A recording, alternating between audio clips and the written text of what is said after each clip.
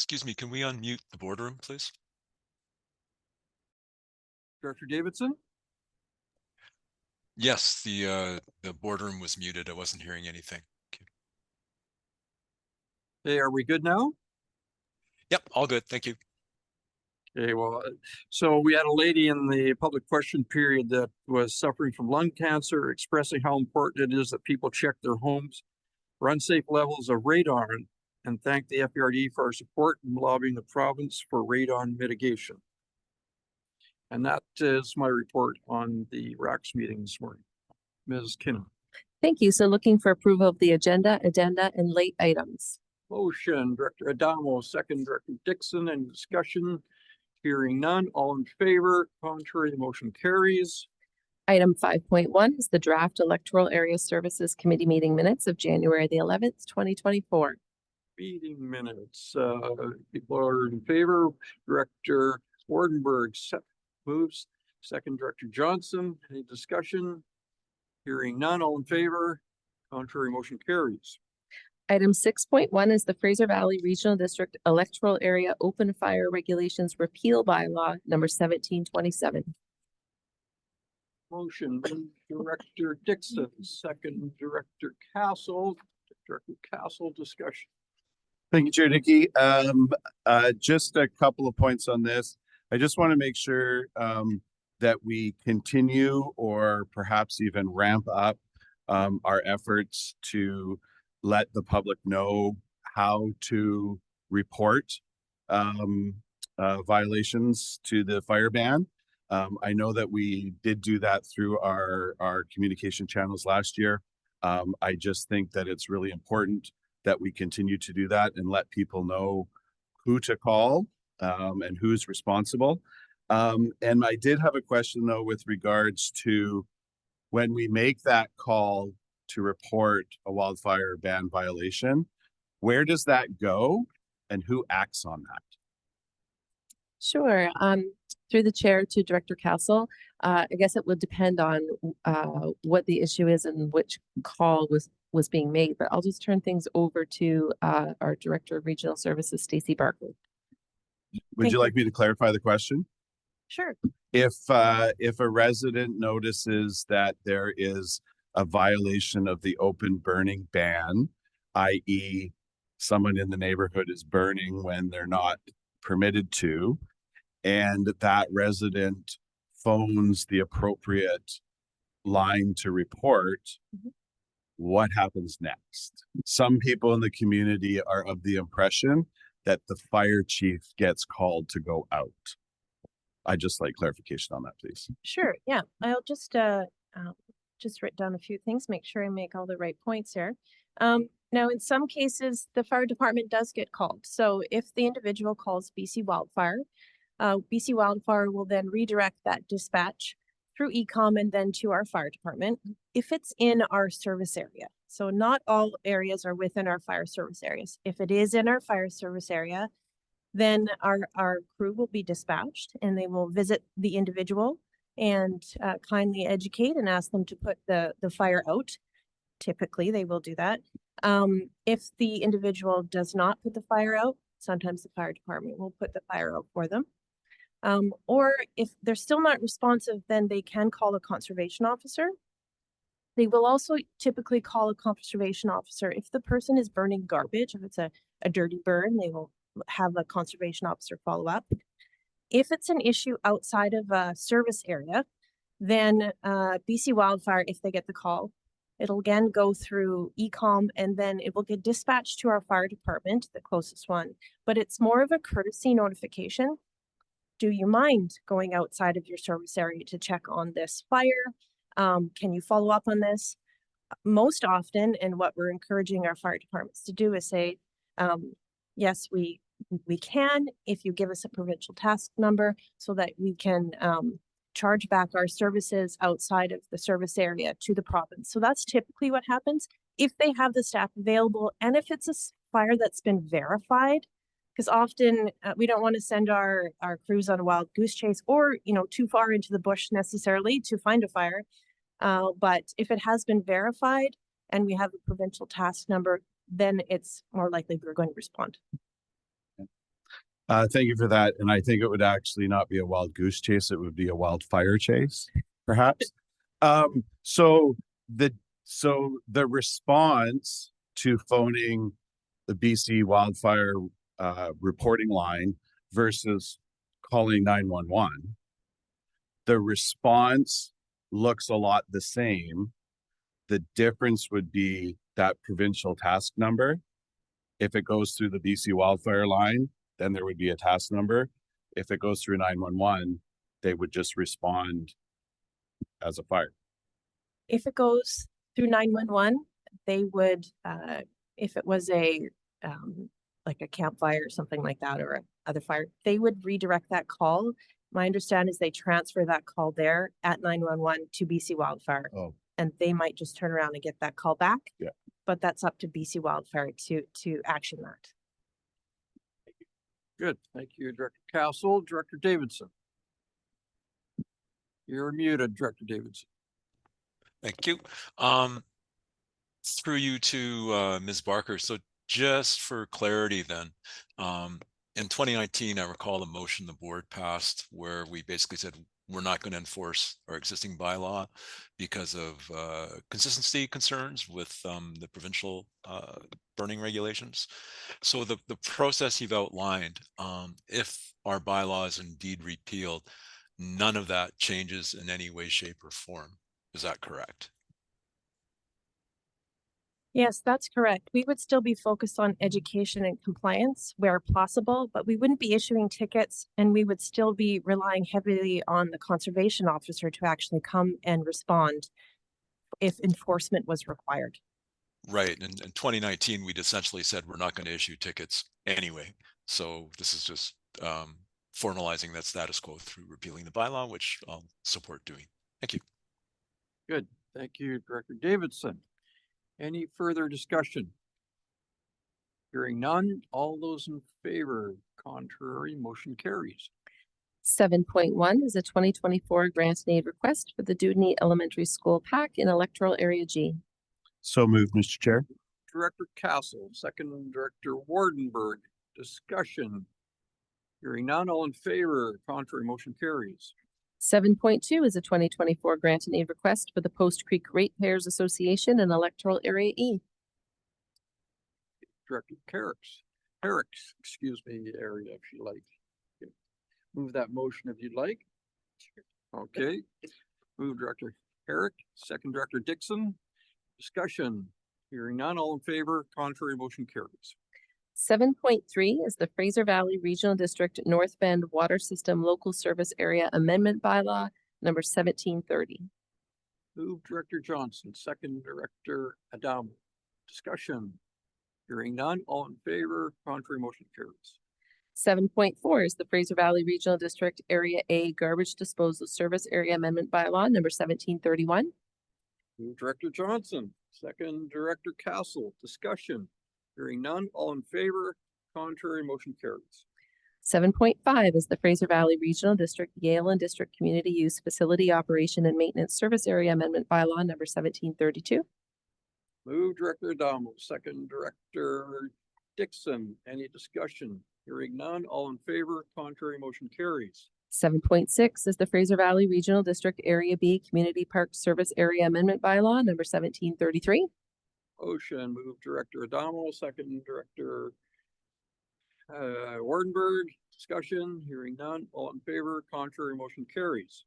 7.7 is the Fraser Valley Regional District Electoral Areas E and H Community Park Service Area Amendment Bylaw number 1734.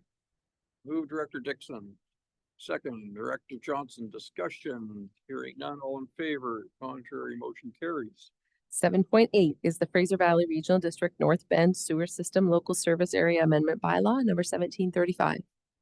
Motion Director Johnson, second Director Wardenberg. Discussion, hearing none, all in favor, contrary, motion carries. 7.9 is the Fraser Valley Regional District South Cultus Lake Sewage Treatment Service Area Amendment Bylaw number 1736. Move Director Dixon, second Director Johnson. Discussion, hearing none, all in favor, contrary, motion carries. 7.10 Fraser Valley Regional District Town Site of Yale Water Supply and Distribution Local Service Area Amendment Bylaw number 1737. Move Director Adamo, second Director Castle. Discussion, hearing none. All in favor? Contrary, motion carries. And 7.11 Fraser Valley Regional District Dogwood Water System Local Service Area Parcel Tax Amendment Bylaw number 1738. Move Director Adamo, second Director Wardenberg. Discussion, hearing none. All in favor? Contrary, motion carries. 8.1 the FBRD Active Transportation Network Plan Phase 2 and the Round 1 Engagement Summary. Okay, this is for information only. Any discussion? Director Castle. Thank you, Chair Dickey. I did forward some questions to staff via email when we got the agenda. For the benefit of the rest of the directors and the public, I think I will ask those questions again so we can get an answer. So I see the next round of community open houses are beginning soon. Just wondering when the promotion to the public for those will be. Sure, maybe we'll have David Urban answer those questions. Thank you. Through the chair to Director Castle. That will be starting next week. Thank you. But I guess since it was in the public agenda, we can start letting our communities know ASAP. Will the plan being developed be used by the provincial government, or is it intended to be a tool for local government to advocate to the province for the identified priorities? Again, can we just kind of get a recap on when this plan is complete? What's next? That's through the chair to Director Castle again. So there's two parts to the question. One is, will we be using it as FBRD? And the answer is yes. It will inform decision-making going forward that we'll bring before the board for active transportation improvements looking forward. As well, this is a product that the Ministry of Transportation and Highways is part of, and therefore they have an active transportation guide and a mandate to advance, so they too could use it to their benefit. Perfect. And with that, I think there was a question at RACS this morning as well with regards to, or it might have been my question earlier, with regards to consultation with Ministry of Transportation as we're doing these plans. There's some talk in the community that perhaps Highway 7 improvements are already being considered. Just wondering if there's any dialogue or consultation as we're doing this plan with the ministry's plans with the highways. Thank you. Through the chair, another good question. And the answer is yes to that. Knowing that this funding came from the Ministry of Transportation and Infrastructure, it only makes sense to engage right from the start because the roads are their jurisdiction. We set up a working group with them, and it involves a transportation planner, the area director, and ourselves, and we've had several meetings to discuss this work. Perfect. And the last question I had, which is of great importance in my area, in Area G, sorry. There's a lot of talk in the report from the public feedback about opening up the dikes for active transportation routes. And my question just pertains to the folks who own the private property that's actually being considered as potential public transportation routes. When will those landowners, other than being invited as part of the general public to comment, we're considering a plan that will impact private property owners. When will those private property owners be formally brought into this process? Yes, through the chair again to Director Castle. So we're going through an exercise of prioritizing of potential improvements, and some will include the road shoulder, some may include the dike. And at this point, we don't know the exact landowners that it may affect, but we've had discussion where we said there are certain ones that most likely would like to have a voice in this process. And therefore our discussion is, hey, let me reach out to them. If you can provide contact information, great. I would rather have them in the process early when we're at the pencil stage of drawing lines on map rather than when it's ink and it's dried on the paper. Perfect. And then, so just for the benefit of the other directors, if we have residents, property owners who we believe could be impacted by this plan, you're open to having us share contact information for those people. That is correct. And now would be a good time. Not right now, but not in a month from now, in a week from now is better. I'd say yes, earlier is better because having the ability to come to the open house and being more informed will lead to better discussions. Perfect. Thank you. Good. Thank you, Director Castle. Director Davidson. Thank you, Chair. So just on that topic, I may be belaboring under misconceptions. So through to staff, my understanding is that if the dike is on private property, we have access through it, or an improvement district has access through it via registered easement, which basically dictates the terms of that access.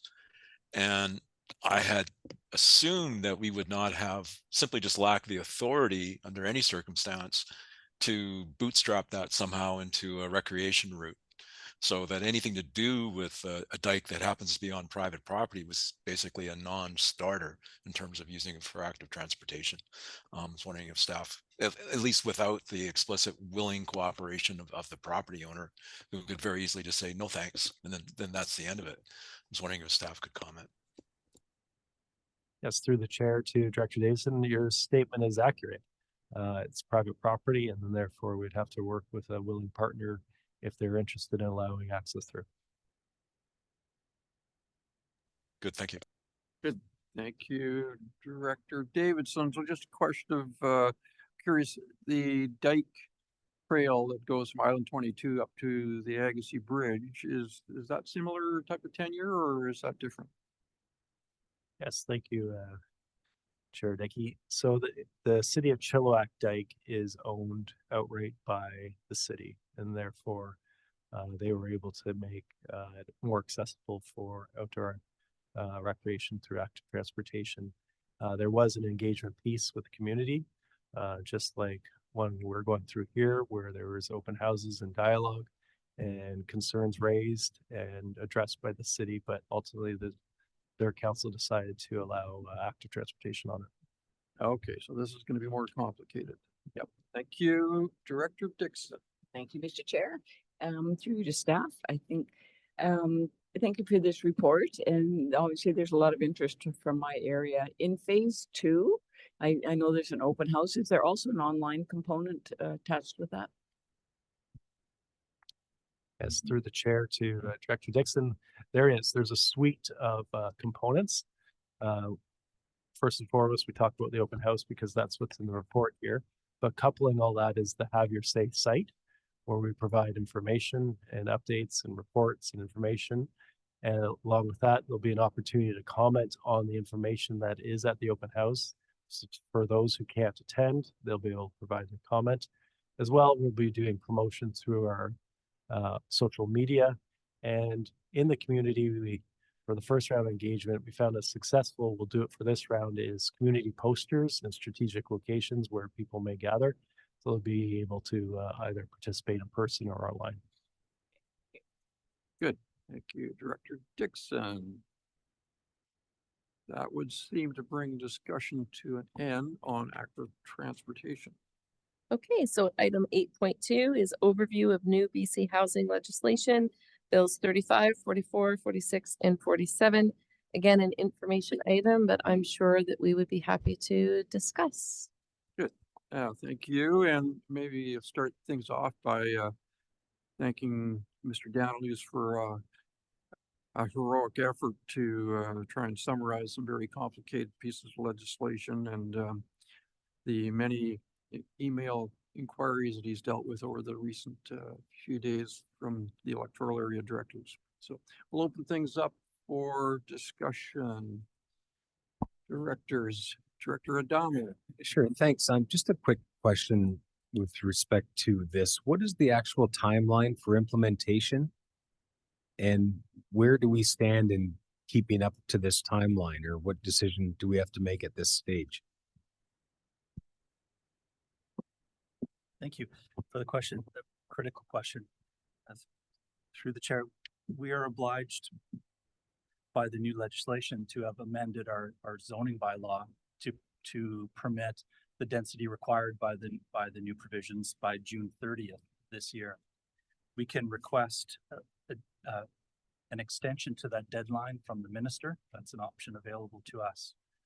But otherwise, yes, that's a really critical deadline for us to have amended our zoning bylaw by the 30th of June this year. There are a variety of other deadlines, though, that come with other requirements that the new legislation sets out. They're more or less summarized in the cost section of the staff report. For example, by January 1st of 2025, we have to have an interim housing needs report, which will be a revision to our current housing needs report. So there's another implementation deadline for us. Thanks. Just as a follow-up, will there be a public consultation through community leadership groups and things like that to help determine some of the things that you may not know right now?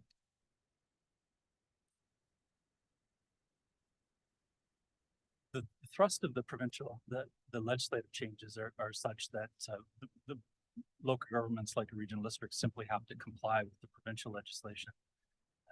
They're not optional. But I think the question supposes that there might be decisions we make within our purview of implementing this that you want to gain community consultation on.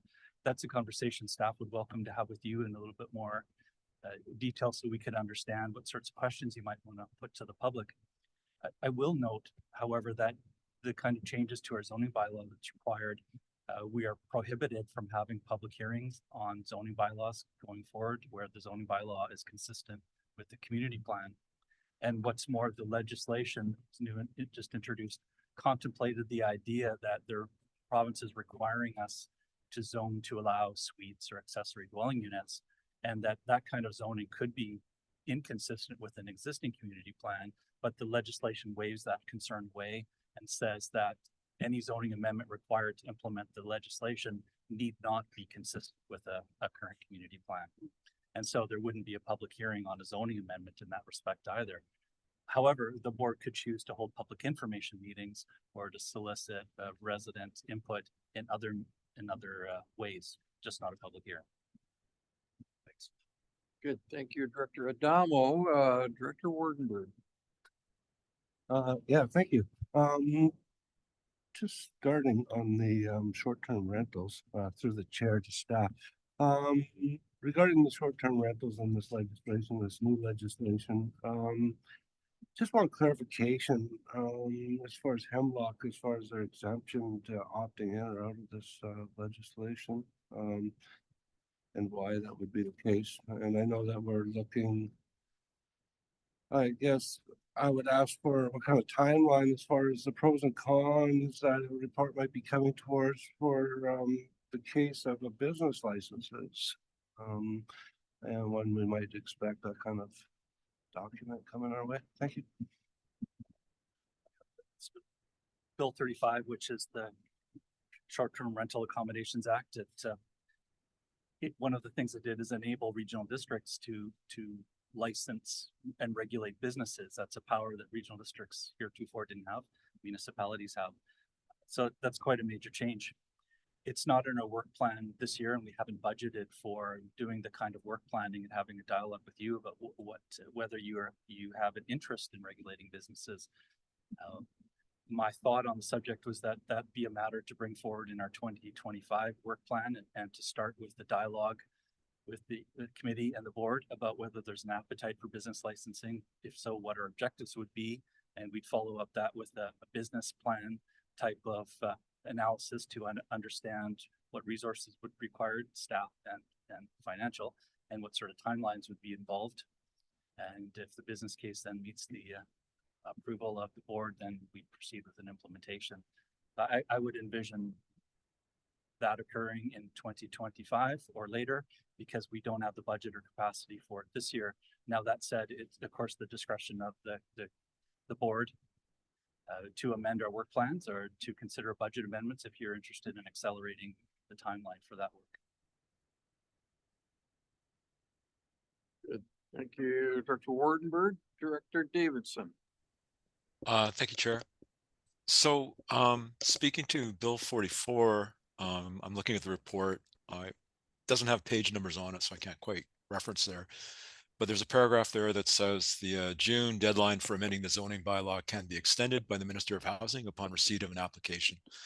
I was surprised to not see any mention of septage in this report. And I think on that alone, that meets the criteria, demonstrating that implementation is delayed by required infrastructure upgrades, risk to health, public safety, or the environment, or extraordinary circumstances that prevent compliance. I'm not clear if staff is going to be bringing this to another agenda with a recommendation, or if our own process would be at this point to raise a motion that we do apply for an extension for compliance while we investigate the impacts on infrastructure upgrades and just septage alone. If I go to the tail end of that report, there it is referred to in the summary of implementation requirements and options. Number 7 says assess the capacity of FVRD water and sewer systems to support additional density and identify any infrastructure upgrades required. There's mention in the reports before that while we have several reports speaking to various geohazards, they don't speak to the they don't examine the impact of additional population on these things. I think all these things are prerequisites to us knowledgeably going into any of this, and on that basis alone, without having that knowledge going into these things, that presents risks, and those risks would qualify for us to ask for an extension. I didn't see any mention of an extension request requiring a registered professional, but I could be wrong. So anyway, that's where I'm strongly inclined to go based on everything I've read. But before I raise any kind of motion, I'm just curious if there are other thoughts and comments out there. Thank you. Okay, maybe thoughts from Mr. Downloose on that. Certainly. Thank you, Chair. The timeline for having a zoning amendment complete by the end of June is really quite challenging, especially given that regional districts, we have one decision point each month at the board meeting. Contrast that with municipalities that might have council meetings once every week or every 2 weeks, a lot more decision points. So meeting these deadlines, I think is right off the bat, a challenge, and in and of itself deserves consideration of an extension request. The risks highlighted by Director Davidson, those are legitimate risks and things that I think we could point out in our request to the minister for an extension. What I'd suggest is that a next step for us as staff would be to consider the kind of work involved in the steps that we had identified in the table in the cost section, and put more concrete realistic timelines for when we think we can achieve them. And given that kind of work planning, that I think that would be a very good evidence for the minister to consider an extension request for us. In other words, I think we should outline in some detail what the steps involved for us are to responsibly move forward in some of the challenges and what those timelines look like, and that would form the basis for an extension request. Okay, good. Thank you, Mr. Downloose. Oh, pardon me. I think Davidson wants to. Director Davidson, did you have something you wanted to add? Yes, but I should hold tight and let others have a say. And come back to me. Director like. Kaus. Okay, thank you, Chair Dickey. I first of all just want to thank staff for this report, and for the time spent responding to questions once the report was published. My initial response was, wow, what an enormous amount of work. And I think just even in the amount of work responding to our questions, it shows the scope of this project. And I applaud the provincial government. They seem to be willing to take a deep dive into some of this, and they're willing to do the work to find solutions. I also appreciate that the recognition that some capacity funding is needed, and I'll be looking forward to hearing from staff whether or not we feel what's been offered is adequate. Just an observation. I think that as one resident of Area G has noted to me, it's interesting to see one branch of the provincial government pushing increased housing, which is needed in a hasty manner by relaxing some safety considerations, while another branch of the government pushes risk reduction and increasing responsibilities of local government to mitigate risk. So just kind of an interesting, there seems to be a different approach being taken to address some of these. One of my questions through to staff earlier was with regards to how these changes impact properties on the ALR, and I think from your answers and some of the reading I've done, it doesn't really change ALR because ALR has had these accessory dwelling units baked into those regulations already. So it seems to me like we're almost bringing the rest of the properties up to what's already required similarly in the ALR. I have your comments here. I don't know if you want to comment any more on the ALR. If you think that there's anything else to add to that, that'd be great. Otherwise, thank you very much for this report. Thank you, Director Castle. It is indeed the case that the ALC regs would allow a secondary suite within a primary residence on ALR land. ALR use regulation already allows that. Not all local government bylaws would allow it, of course, but the ALC is supportive of it, and farmers are able to do that insofar as the ALC regs apply. The ALC reg would also allow what we would call an accessory dwelling unit. They've got some size limits on it, and depending on the size of the property, that will influence the maximum footprint, or rather floor area, of a second dwelling you could put on the property. So any zoning amendments that we make to implement the requirements of Bill 44 would have to be consistent with the ALR rules as the zones are applied on in ALR land. So they're not in conflict there. There's not a conflict with the ALR regs. Good. Thank you, Director Castle. Director Dixon. Thank you, Mr. Chair. My question is around public hearings and rezoning. So I'm just trying to wrap my head around this. So if there was a zoning for a single family dwelling and the person decided they wanted to knock their house down and put up an apartment building or multifamily housing, is that now acceptable in this or without a public hearing? That would only be acceptable without a public hearing where the community plan provides for that increase in density. And so if the OCP says that low density attached residential like a townhouse or a fourplex is supported on the property, then the rezoning to shift from single family to a fourplex would not need a hearing. But it wouldn't be, it's not the norm for our electoral area OCPs to set the stage for that kind of density increase. And so that would not be typical. A more likely situation, for example, is that what we're seeing in electoral area C right now, we're working on 2 separate neighborhood plans, and those neighborhood plans are, if they're ultimately adopted by the board, they'd set the stage for considerable increases in density in Harrison Mills or in the Harrison Rise development.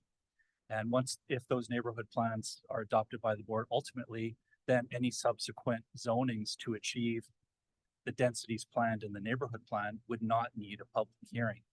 And so you could easily imagine a scenario where a neighborhood plan is adopted, let's just say next year, for example, and in 10 years' time, an applicant comes forward to rezone the land for something that the plan provides for, there would be we would be prevented from holding a public hearing in that case. Okay, thank you. Thank you, Director Dixon. Director Wardenberg. Yeah, thank you to the chair, to staff. Just a couple comments. I'm concerned about the capacity, the funding that's been made available for this and the amount of time. First of all, I thank you for this report. And I'm concerned about the implications of staff time and our projects moving forward that are already part of your workload, and how this much work, as far as I can see, a lot of it is going to affect that as we move forward. Yeah, I know that the report says that you'll be having the you'll bring forward that for consideration. I would imagine the capacity, or that would be brought forward, your work plan at our next meeting. Time is very short, and so I believe to be effective, we need to bring it forward at the next meeting or in the following month's meeting. And so I'm hesitant to commit to you today that we'll have it on the next committee agenda, but I would certainly commit to having it over the next 2 months. Okay, thank you. Good, thank you, Director Wardenberg, and comment to our planning staff. So my experience in the past, that when a piece of property had a rezoning application before it, there was back and forth between the local community and the developer and the planner to come up with a project that was compatible with the community. It seems like the public is now being taken out of much of that process, and so there's a lot more responsibility on the planning staff to come up with a project which still meets the community's needs without getting that input. Is that a fair comment? Or? Believe it is, Chair Dickey. Yes. We very often have a back and forth, the concerns raised through a public hearing process. We work with the developer to meet the concerns. Sometimes we come back to the community and ask whether the manner of resolving the concerns is effective and acceptable. And it is iterative. There's nothing that would prevent us going forward from having an information meeting or for soliciting opinions from neighbors. That's still available to us. We couldn't hold a public hearing as they're defined in the Local Government Act. But that said, the intention of the province is very clearly to reduce zoning barriers, and the legislation suggests that the province sees public hearings on zoning amendments that have already been considered, in theory at least, by the community through the official community plan, that local governments should not be holding at least public hearings. And I think the spirit is that ought not to be overly engaging with the community on those kinds of zoning amendments. In other words, to get that part of the process out of the way so that housing can be approved. That's the thrust of the province with this legislation. And so the spirit of the legislation is that we ought to, once the community plan's in place, move ahead with zoning, I think, without extensive consultation. Nevertheless, it's available to the board to decide to do an info meeting or a survey or host community dialogues in other ways. Well, that's interesting. Yeah. Thank you, Mr. Dowdaloos. Director Davidson. Thank you, Chair. So a couple things just on the whole public hearing. My take on it was exactly the same as Mr. Dowdaloos, is that there's no barrier for us as electoral area directors, with or without staff assistance, reaching out to our community for their feedback anyway. I think it's, especially given the age of some of our OCPs, and I think they were largely created with a pre-climate change mindset. So relying on the OCP alone as a sort of pass-fail test for any zoning amendment, I think is fairly high risk. So yeah, I can still see having public meetings and the rest of it. So just through to Mr. Dowdaloos, you mentioned bringing something forward on next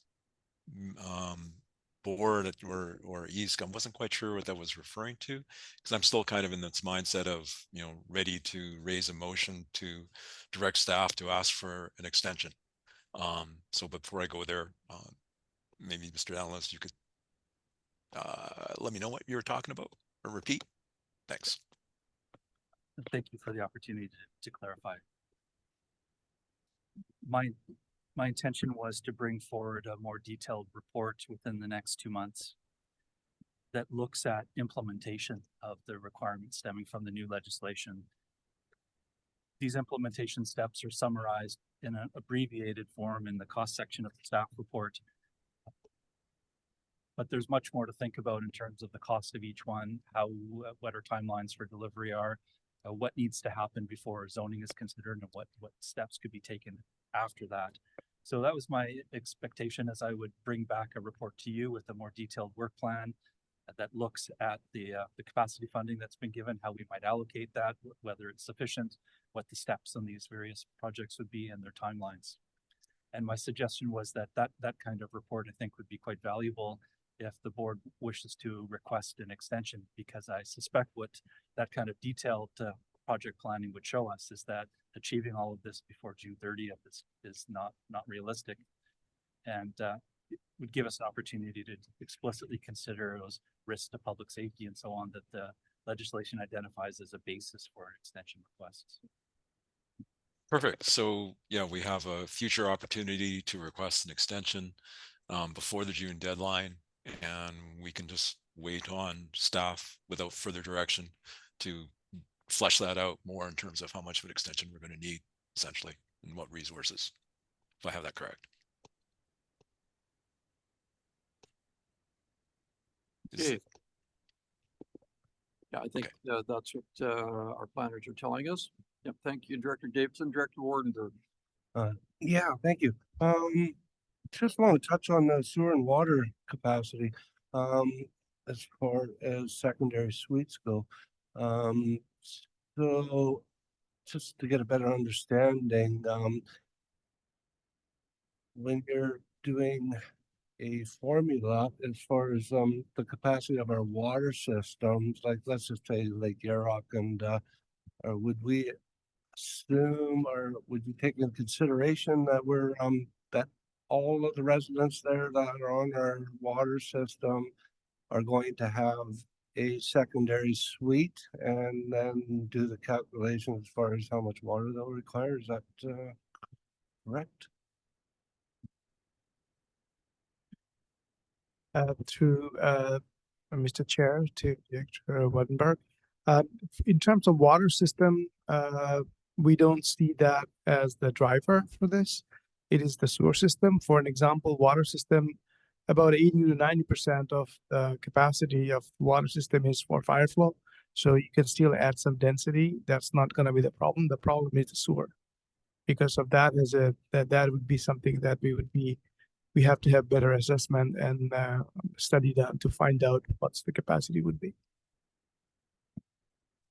Thank you, Director Wardenberg.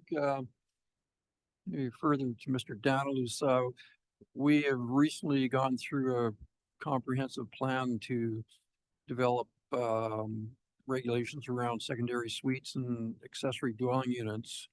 And now it seems like this legislation has superseded that, and it requires us to allow a secondary suite or an accessory dwelling unit.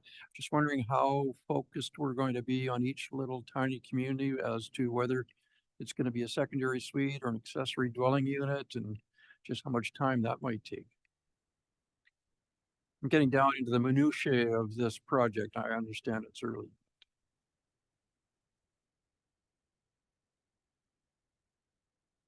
It's impressed to see electoral area directors thinking, recognizing very early on some of the future implications that arise from this. It's certainly the case that we don't have all the answers today. We're learning, and we'll bring forward materials that address these concerns more thoroughly as we go. I think we're in relatively good position in that the work we've already done on second suites and accessory dwelling units that stem from a board policy, and then we implemented much of the policy through a zoning amendment to allow ADUs on larger parcels and suites in some locations. We've got a body of thinking and research that puts us in a good position for filling the gap between where we're at and where the legislation requires us to be. I certainly have thoughts about whether suites or ADUs are appropriate in certain landscapes, which I could share with you on the understanding that they're preliminary ideas and they'll be shaped by the directions you give in our own investigations. But I'd suggest, at the moment anyway, that where we have small lot development like in Popcom and suburban environments, suites fit into that environment more compatibly than accessory dwelling units. For those who might not know, when I say an EDU or an accessory dwelling unit, I'm talking about a detached suite that's detached from your primary house. It might be above a garage, which we'd call a carriage house, or a garden suite, which would be an at-grade standalone dwelling. Those ADUs, in my view, fit better on larger parcels. They're more difficult to fit into 800 square meter parcels, for example, that we might find in Popcom. And so my preliminary thoughts are suites are the way to go in a place like Popcom. And we've already taken steps to amend our zoning to allow ADUs on larger parcels elsewhere. So the scope of the problem is reduced, but frankly, we're left with the more tricky problems. Like we didn't implement suites or ADUs in Area F because of concerns with groundwater capacity, and we didn't implement them in the Chilliwack River Valley because of concerns about hazards. And now we have to contend with those challenges and consider whether the exemption in the new regulation applies and it can be exempted from the requirement to allow suites or ADUs or not. So I think we're left with the challenging bits, frankly. Great, thank you, Mr. Donalus, Director Castle. Thank you, Chair Dickey. Just wondering, when we start talking about ADUs, is there any reference or consideration for tiny homes in the definition of an ADU? Not explicitly. The term tiny house, I think, sometimes means different things to different people. Very often it's meant to be something built on a trailer chassis. That's a more challenging concept for land use planners or regulators because they don't meet the building code, and they couldn't be defined under the building code as a residence. They're meant for temporary occupation, not for residential use. So we don't come in our own zoning amendments or planning thinking, if you will. We don't speak about tiny homes in that respect. But frankly, a small home, a very small home, could be something like meet the CSA, Canadian Safety Association standards for a mobile home or a manufactured home, or it could be a site-built home. And there's nothing to prevent very small manufactured prefab homes from being placed where an ADU is permitted. And so in that sense, I think we open the door to very small dwelling units that somebody might call a tiny home, but not a trailer built on a chassis. So do we have any context of a tiny home built on a chassis, as you're referring to? Like, does that enter our consideration at all?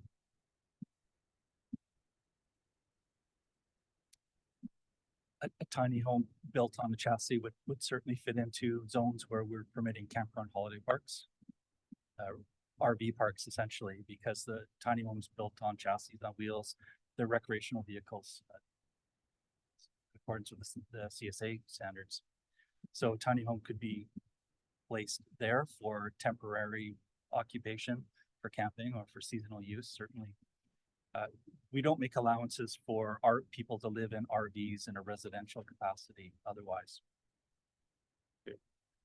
Good, thank you, Director Castle. So thank you, directors, for a good initial discussion around this rather sizable topic, and would seem like a sea change in the way we do things, but I'm sure we are in good hands as Mr. Donalus has made obvious. So with that, we will move on. Ms. Kinnaman. Thank you. So moving to item 8.3, we have secondary suite implementation, Bill 44. Davidson, moving option 1 in the staff report, that the What is the Fraser staff Valley Regional District Building Department continue to apply current regulations restricting secondary suites ADUs until zoning bylaw revisions to allow suites are completed. Which is the staff recommendation? No, it is not. It is the contrary of the staff recommendation. Okay, motion Director Davidson, second. It appears we are without a seconder. Would someone like to make a alternative motion? Director Wardenberg. Is that not what, option two? Staff recommendation, seconder. Director Castle, discussion. Oh. Director Davidson? Wartburg, it's your motion. Did you? want to Yeah, speak to it? no, I agree with the staff report. We should have consideration of the people that are in the process of getting the, building permit, if we're going to, you know, if we're going to allow, or the provincial government has also, or has already, correct me if I'm wrong, they have already made this law. We're just following that law. We're just trying to obey that law, and to not consider that in what we do as far as getting building permits, would be a mistake, in my opinion. Good, thank you, Director Wardenberg, and staff, that what Director Wardenberg has indicated is consistent. Okay, thank you. Director Davidson. Thank you, Chair. So, given our preceding discussion on needing to gather information that will help inform a request for an extension, and the potential need for registered professional reports that could result in permanent exemptions, I think there's a massive risk here in issuing any kind of building permit for an ADU or secondary suite, only to find out that we shouldn't have and qualify for a valid permanent exemption for whatever hazardous condition reasons are yet to be proven. So I think the staff recommendation on this one essentially run contrary to the spirit of our earlier discussion on gathering more information, figuring out what our risks are, and like if we start issuing building permits right now, the risk is that they're invalidated by what we find further down the road as we sort of explore the impact of all this. And so it's on that basis that I think it'd be foolish to just go ahead and green light building permits today, knowing that they could be a mistake based on what we discovered. And all this is quite perfectly consistent with provincial law and the comment that we have the opportunity to apply for an extension coming up. Thank you. Good, thank you, Director Davidson. And would staff like to comment in regards to Director Davidson's concerns? Yeah, thank you for the opportunity, Chair. I would like to offer a clarification and perhaps a suggestion. Clarification is that what staff are proposing with respect to building permits wouldn't allow a suite to be occupied and used as a suite before the zoning allows it, but rather it would direct us to treat that basement as a suite under the building code, so that as the construction occurs, it's built in a way that meets the building code requirements for suites. And then once zoning is adopted to allow that suite, the owners would then submit a very simple application to us for a change in use to make it a legitimate suite. And by that time, of course, all the building code requirements would have already been done, so that we're not in a position of having to retrofit an existing basement, which is more costly and complicated. That's the clarification. This is suggestion that I would like to offer is that our concern with building permits in this interim period is really the greatest in places like Popcombe, where we're seeing a lot of single family home construction, but also in Morris Valley and a few other places. And to be frank, almost all of the new homes built in Popcombe are built in a way that readily facilitates future conversion to a suite. And that might look like a wet bar in a basement and a counter that very much looks like a kitchen counter, and wiring that supports a stove to be brought in later. So most houses are built today to accommodate suites in the future. The problem is that we're not treating them as suites under the building code, and so they're not getting the sound separation and benefit of the other building code requirements that support the health and safety of the occupants of the suite. And so in places like that, I would urge you to think about supporting the staff recommendation, but maybe a more nuanced resolution would be in order, that identifies some locations, perhaps like electoral area F, where we don't take that approach, where in fact we go with option 2. So what I mean to say is perhaps there's areas like Pocum and Morse Valley and some other locations where we proceed with building permit for suite ready basements, but we don't do that in areas where electoral area directors think that these exemptions in the new legislation might apply. Okay, thank you, Mr. Downs. So that would seem to suggest that we should perhaps make an amendment to the tabled motion. Davidson. Director Davidson. So just thank you, Mr. Daniels. Just on that subject, for me, I'm still hearing kind of this overarching risk that somebody could wind up building a secondary suite, something that's secondary suite ready, only to find out that they can't build it for whatever as a secondary suite for whatever reason down the pipe. And I guess ultimately that kind of risk lies with the property owner and the builder. I'm a little bit conflicted on this one, because the other way to manage this potentially would be to just basically make the applicant aware of this risk, that they could put a lot of extra money into building a suite ready secondary suite, anticipating zoning changes that might be years away, might never come at all if it's a permanent exemption. So I find myself thinking more about managing that kind of risk from a developer or property owner standpoint than anything else. And I guess before I move that amendment, that seems logical. I'm just wondering, Mr. Daniels, if you have any further thoughts on this. Apologies, Director Davidson. I was just clarifying with our team about the costs associated with meeting code requirements for a suite while a home is being constructed. And frankly, I missed your question. Could I trouble you to repeat it?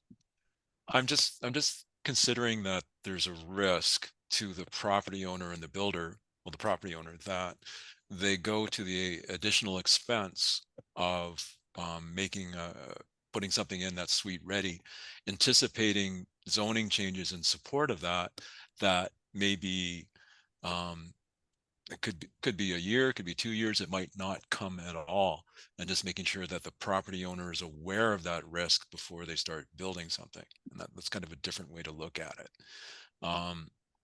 I could go ahead and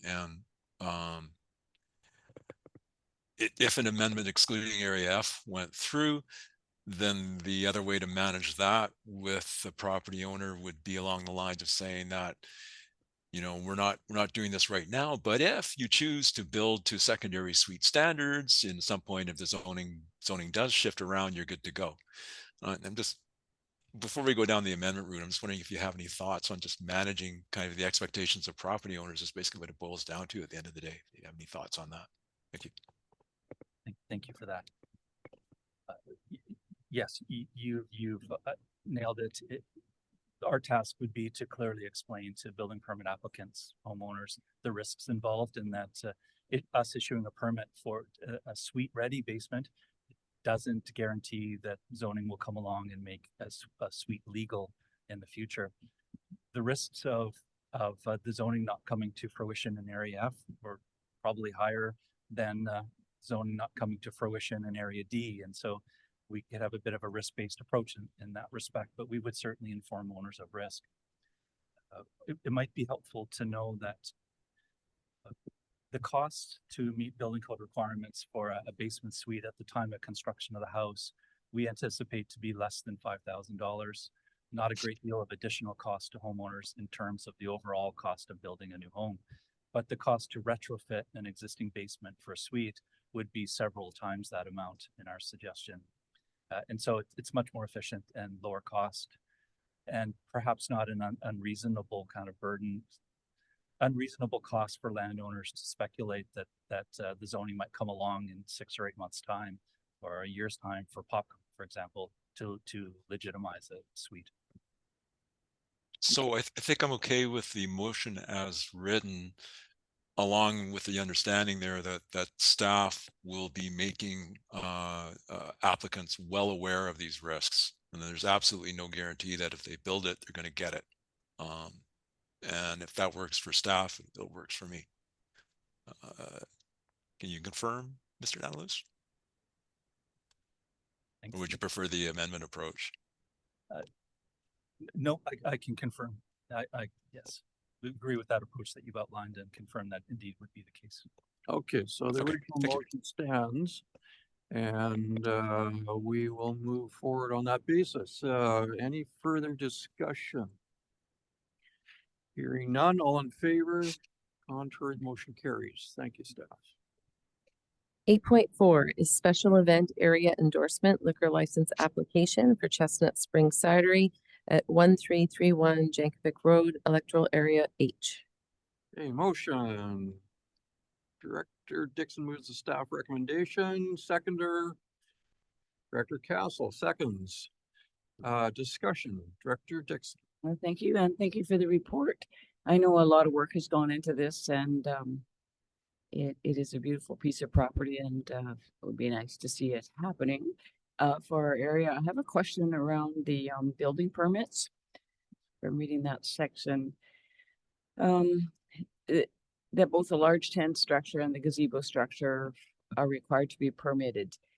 So I'm just wondering if you can unpack that a little bit, because my understanding is, I believe that at least the tent is being put up and down each year. So just kind of wondering why in particular the tent would be required at building permit. Yes, indeed. The permission of the chair, I'll invite Mr. Ozerov, our Manager of Inspection Services, to address the question.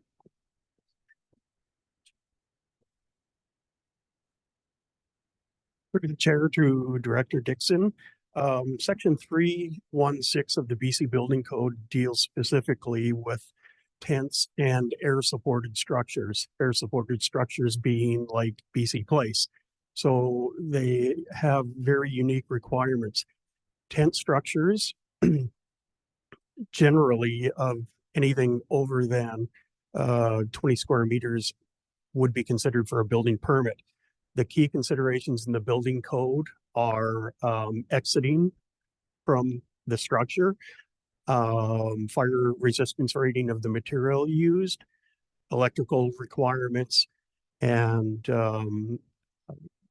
means of egress overall.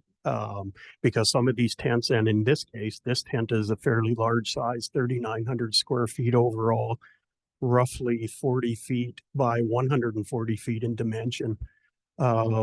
So flame spread and the capacity for people to exit the structure in case of an emergency is paramount. Good. Director Dixon, Director Castle. Thank you, Chair Dickey. So just to follow up on that question, so if in fact these tents are going to be put up and down every year, would that mean that every year they need to apply for a building permit? Through the chair to Director Castle, my experience in the past is these are required to have a registered professional design for primarily structural and wind resistance, wind uplift of the structure. So the way I've worked with these in the past is we receive the application. We have the consultant prepare what would essentially be assembly instructions, which would be provided to the owner. And we would include that in the permit that the owner recognizes the assembly manual and is responsible to ensure that it's completed every year that it's reassembled. Would we require to inspect it every year to ensure that it's complied? As part of the application and information that we would retain on file, that would be the responsibility of the owner to ensure.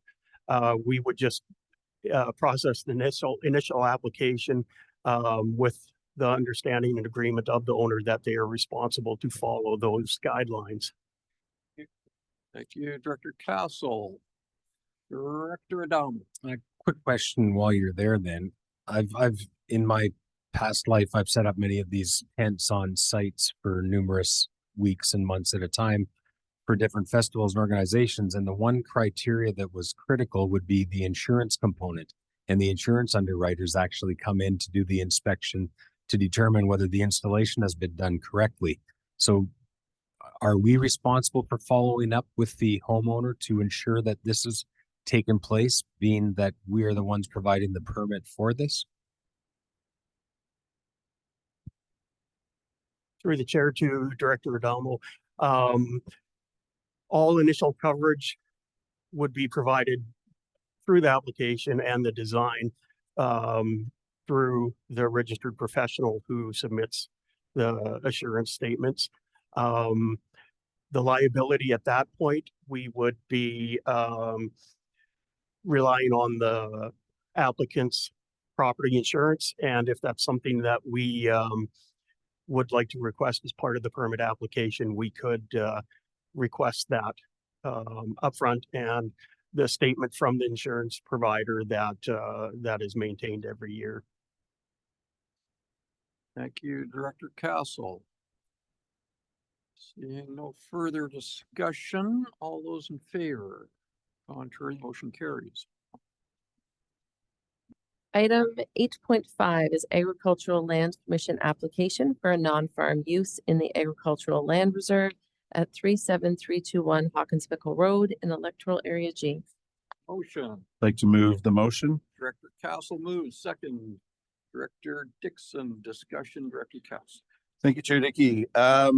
I'm just wondering with regards to these sort of applications, is there any consideration given to the neighboring properties?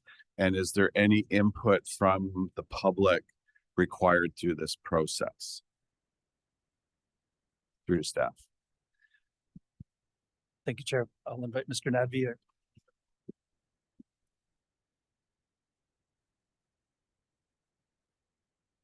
For the chair to Director Castle, ALC, for the ALC, this is an ALC referral. So under the ALC referral, local governments do not have any obligation to hold public information meetings, and ALC only meets as a commission to consider these applications. They don't do a public information process either.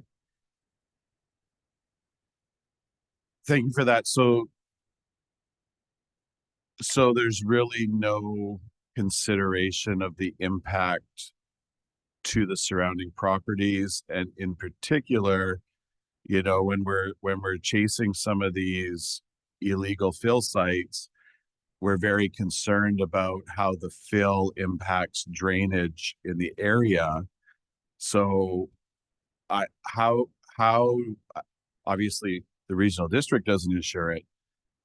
Is there any assurance that the permit is going to consider the impacts to drainage of the area? To the chair, to Director Castle, so there is a code for agricultural best practices that the commission will consider, and it includes matters of drainage, contaminant sites regulation for what kind of fills being brought, agrologist report, which we have in this case, but they would go into more details as to, you know, what kind of production, what kind of crops, is this the right level of fill amount that they require to specify to do the kinds of farming operations they're willing to undertake. Then there's also Minister of Transportation access permits, whereby they can have requirements for washing bays on the property or the times and hours of operation when trucks can enter. And so there's these requirements. They would have to go through a Minister of Transportation access permit on top of the LC considerations. So what are the regional districts, when it's referred to us, what are our actual considerations in this? What typically we would look at is we'd look at our consistency with the official community plan policies, whether it's truly for farm agricultural purposes.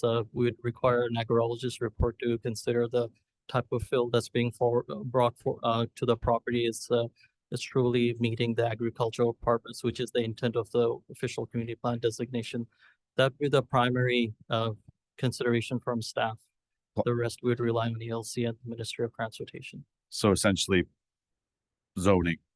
We're making sure that the intent of the fill is consistent with zoning. And yes, Yeah. an official community plan. Yeah. Yeah. Okay. Thank you. Good. Thank you, Mr. Nadby, and thank you, Director Castle. Any further discussion? Director Dixon. Thank you, Mr. Chair.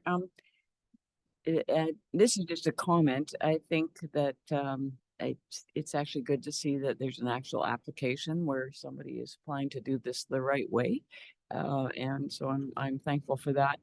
One of the things that I've run across in my area when the fill has been added, and it's a different one than what you probably think about. There is an impact on the road when it rains, and so I've been dealing with mud, grit, grime all up and down. And Emo Anderson, they have their plan for maintenance and things like that, and it doesn't follow what I've been told is that, you know, when somebody is bringing in fill, that it's the responsibility of the owner or the contractor to keep the road clean. And so this is just maybe a little bit of a heads up, Director Castle, that depending on the road and who lives by it and all the rest of it, it certainly does become problematic in my area, and maybe there's a way to mention that as well. Yeah. Good. Thank you, Director Dixon. Director Castle. Yeah. Thank you, Chair Dickey, and thank you, Director Dixon, for mentioning that. My first thought on this was, I think since I've been on the board, this is the first time I've seen an application like this come to us. And while Director Davidson and I and Director Dixon, we've spent a lot of time dealing with illegal fill, it's very refreshing to see somebody going through the proper channels of doing this. So I echo the comments of Director Dixon and thank all property owners who do the right thing. Good. Thank you, Director Castle. So on the motion, all in favor, contrary, motion carries. Next item is 8.6, which is discharge of covenant from property title at 13865 Spratt Road in Electoral Area F. Move Okay. Davidson. Motion, Director Davidson, second, Director Johnson. Discussion. Hearing none, all in favor, contrary, motion carries. 8.7 is development variance permit 2023-05 to reduce the front and interior side setbacks at 58261 Fancher Road in Electoral Area B. Motion, Director Adamo, second. Director Johnson, discussion. Hearing none, all in favor, contrary, motion carries. 8.8 is Fraser Valley Regional District Zoning Amendment Bylaw number 1680 for a 14-lot subdivision at 9868 Thompson Road in Electoral Area D. Motion, Director Dixon moves, second, Director Johnson, discussion. Hearing none, all in favor, contrary, the motion carries. And 9.1.1, which is Fire Department Member Service Awards. It's an information item, but happy to discuss. Information, discussion, hearing none. We will move forward. And moving down to item 12, which is reports by electoral area directors. Maybe Director Johnson would like to start off.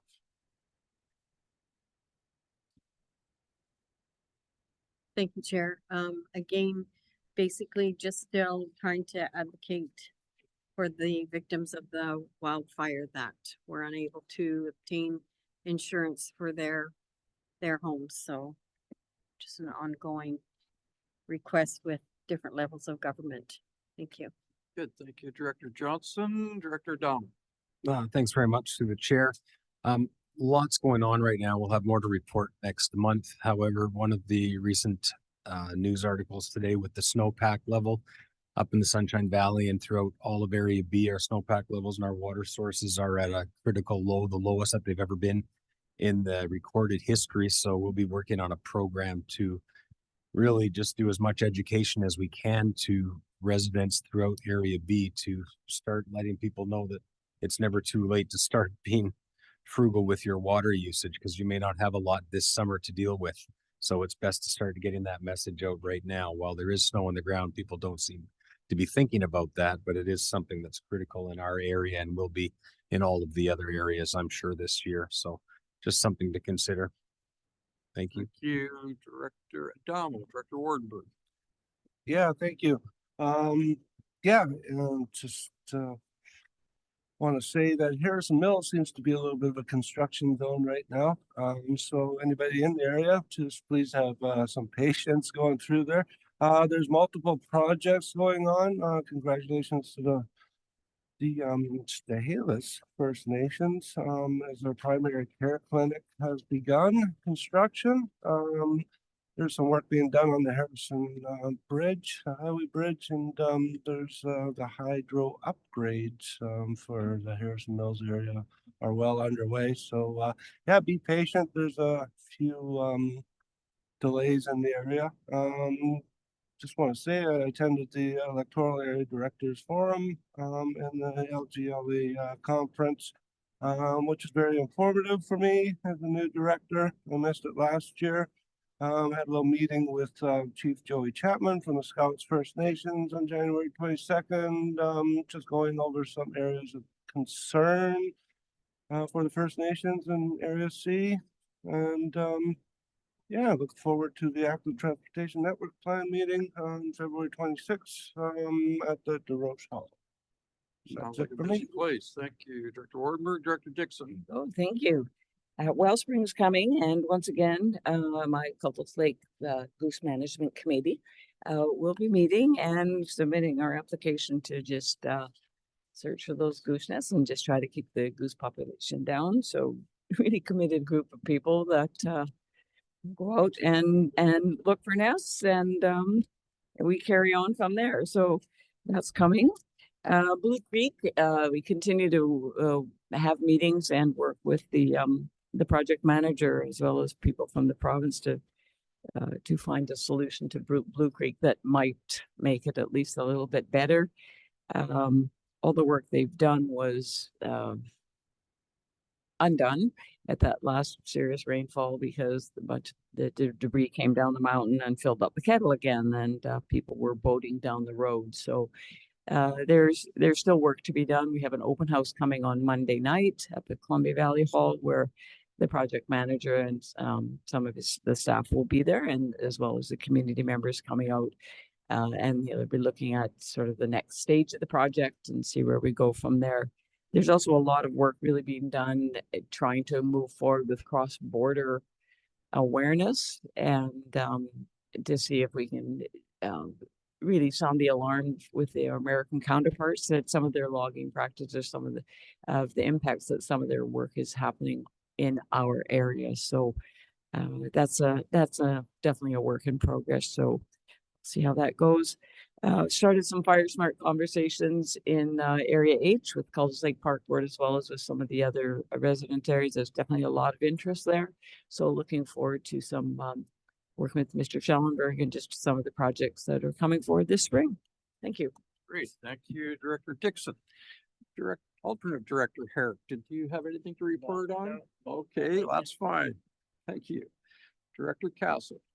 Thank you, Chair Dickey.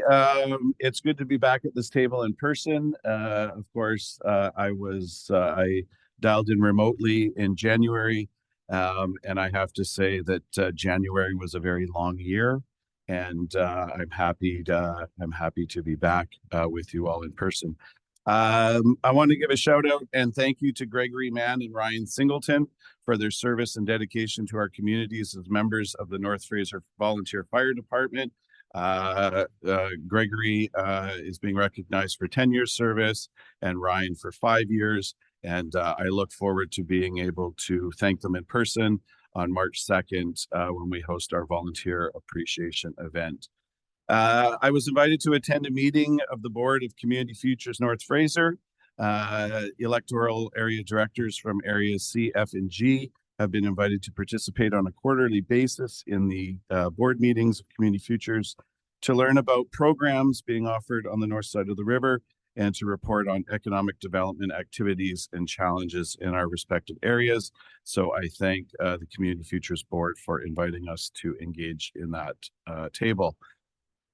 Continued to work with staff and members of the Nokomis Island Steering Committee to move the pump replacement project and the dike improvement projects forward. If all goes well, we should see the pump replacement project started this year and the dike improvements project started in 2025. I'm happy to see that these projects are moving forward. I also attended the Electoral Area Advocacy Steering Committee and was pleased to have an opportunity to have a discussion with electoral area directors about our priorities that will guide our advocacy at LMLGA in May. I also attended the FVRD cannabis bylaw public hearing on February 6th, and I noted that there were no comments from residents of any electoral areas with regards to the proposed FVRD cannabis bylaw. Thank you to Chair Dickey for chairing that very riveting meeting. And just a shout out and an invitation to everyone to join the Sasquatch Lions Club for their monthly Texas Hold'em card party fundraiser at the Drosh Community Hall this month on Saturday, February 24th. If you're looking for info, you can check Facebook and get tickets at the Drosh General Store. Thank you. Things have gotten much busier in that area since Director Stobart left, and the cows were happy with the typical report. So thank you, Director Castle. Director Davidson. Thank you, Chair. So again, echoing thanks to North Fraser Long Service members. HASIC Task Force and HASIC Watershed Stewardship Team meetings continue. We'll see where things go, but other than that, I have not much to report. Thank you. Good. Thank you, Director Davidson, and I have nothing to report myself. Thank you, staff. So moving to public question period for items relevant to the agenda. We do not have any members of the public joining us here in person in the boardroom today, but we'll just turn things over to our corporate officer, Jamie Van Ness. Thank you. We do have 2 members of the public joining us by Zoom today. So this is your opportunity to ask a question relevant to the agenda. Just hit the raise hand function to indicate you have a question. And it would appear our members of the public do not have any questions. We can move on to the next item. Good. Thank you, Ms. Van Ness. Looking for a motion to adjourn, Chair Dickey. Motion, moved Director Wardenberg, second Director Dixon. Discussion, hearing none, all in favor, contrary motion carries. Thank you, directors. Thank you, staff. Thank you.